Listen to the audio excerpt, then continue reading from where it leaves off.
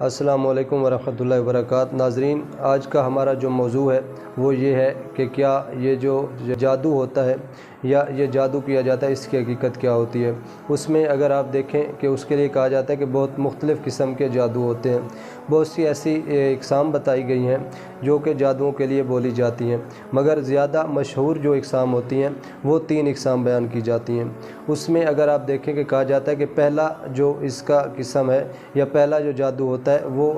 سحر علوی ہوتا ہے، یعنی اس کے ذریعے جو ہے انسان ستاروں کا جو علم ہوتا ہے اس میں پہنچتا ہے، اور وہاں پر ان کو تابع کرنے کے بعد یا ان کا علم جاننے کے بعد جو ہے وہ یہ کوشش کرتا ہے کہ یہ کون سے ایسے ستارے ہیں یا ان سے کیا کرشمات حاصل کیے جا سکتے ہیں، یعنی لوگوں کے ستارے دیکھ کر بتانا کہ یہ کس انسان کا ستارہ کس گردش میں کھڑا ہے یا کس مقام پر کھڑا ہے، یعنی اس کو جو ہے وہ ایک جادو کی قسم ہے۔ اور یہ ایسے جادو ہوتے ہیں جن کے لیے کہا جاتا ہے کہ جب یہ کوئی بندہ حاصل کر لیتا ہے تو وہ اسے ہمارا جو معاشرہ ہے اس میں عامل کہا جاتا ہے، یعنی اس میں پہلی قسم جو ہوتی ہے وہ کرشمات دکھانا یا ایسے واقعات دکھانا جو انسان کی عقل سے بالا ہوتے ہیں، یعنی اسے سحر علوی کہا جاتا ہے۔ دوسرا جو ہوتا ہے وہ سحر سفلی ہوتا ہے،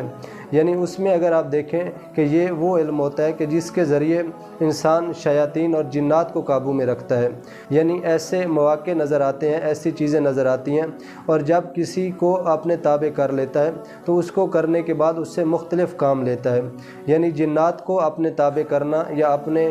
پاس رکھنا یا ان سے اپنے کام لینا یا ان کو بلانے کا جو طریقہ ہوتا ہے وہ اس کا علم آپ کے پاس ہونا، یعنی وہ علم سفلی جو ہوتا ہے یا سحر سفلی جو ہوتا ہے اس کے ذریعے حاصل کیا جاتا ہے۔ یعنی اس کے بعد اگر آپ دیکھیں کچھ لوگ عامل ایسے ہوتے ہیں کہ جو کہتے ہیں کہ میں جنات کے ذریعے آپ کے مسائل جو ہیں وہ دور کروں گا، یعنی ان کے پاس یہ سحر سفلی کا علم ہوتا ہے، وہ یہ جانتے ہیں کہ کس طریقے سے ہم ان کو دور کر سکتے ہیں۔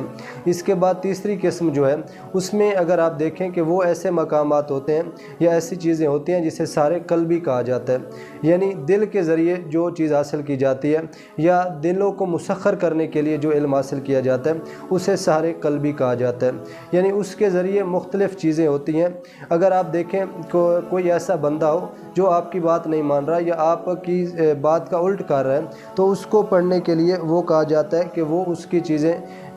قابو کرنے کے لیے، اس کو اپنے مسخر کرنے کے لیے وہ یہ سحر قلبی ہوتا ہے، یعنی اس کی جو حدود اور قیود ہیں وہ بہت زیادہ ہوتی ہیں، اور بہت سی ایسی چیزیں ہوتی ہیں، یعنی یہ کہہ لیں کہ یہ سخت ترین جو ایک جادو ہوتا ہے اسے سحر قلبی کہا جاتا ہے، یعنی کسی کے دل کو ہے کہ کس طریقے سے ہم ان کو دور کر سکتے ہیں۔ اس کے بعد تیسری قسم جو ہے اس میں اگر آپ دیکھیں کہ وہ ایسے مقامات ہوتے ہیں یا ایسی چیزیں ہوتی ہیں جسے سحر قلبی کہا جاتا ہے، یعنی دل کے ذریعے جو چیز حاصل کی جاتی ہے یا دلوں کو مسخر کرنے کے لیے جو علم حاصل کیا جاتا ہے اسے سحر قلبی کہا جاتا ہے، یعنی اس کے ذریعے مختلف چیزیں ہوتی ہیں۔ اگر آپ دیکھیں کوئی ایسا بندہ ہو جو آپ کی بات نہیں مان رہا یا آپ کی بات کا الٹ کر رہا ہے تو اس کو پڑھنے کے لیے وہ کہا جاتا ہے کہ وہ اس کی چیزیں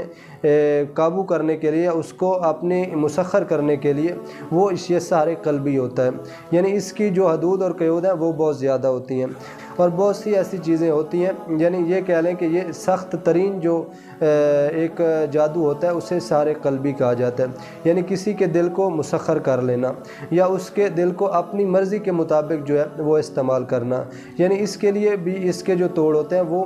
ضرور کوشش کرنی چاہیے کہ جب کسی کے اوپر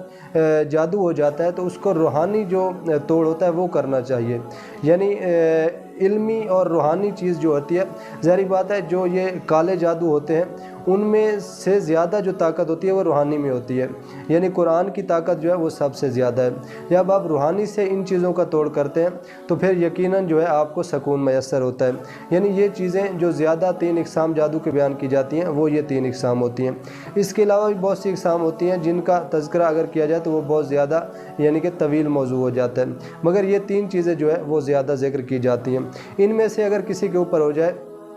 تو ان کی پھر مختلف علامات ہوتی ہیں، یعنی جن سے ہم دیکھ سکتے ہیں کہ ہمارے اوپر کون سا جادو کیا گیا ہے۔ تو اس کے لیے پھر آپ کو یہ دیکھنا چاہیے، یا جو چیز ان چیزوں کا علم جانتا ہو اس انسان کے پاس جانا چاہیے، تاکہ وہ آپ کو یہ بتا سکے کہ آپ کے اوپر کون سا جادو ہے یا آپ کے اوپر کیا مسائل آ رہے ہیں۔ یعنی ان کو جاننے کے لیے پاس یہ علم نہیں ہوتا، یعنی یہ مخصوص لوگ ہوتے ہیں جو اپنی محنت کرنے کے بعد، ریاضت کرنے کے بعد اس علم کو حاصل کرتے ہیں۔ اب اگر دیکھیں کہ جادو ہے، چاہے وہ کالا علم ہے یا روحانی علم ہے، یعنی اس کو حاصل کرنے کے لیے ظاہری بات ہے آپ کو محنت کرنا پڑتی ہے، کچھ ایسی احتیاطیں ہوتی ہیں یا کچھ ایسی چیزیں ہوتی ہیں جن پر عمل کرنا ہوتا ہے۔ تو بس دعا میں یہ کرنی چاہیے کہ اللہ تبارک و تعالی ہمیں ان مصیبتوں سے بچائے رکھے، اور ایسے لوگوں سے اللہ ہمیں امان دے جو معاشرے میں ان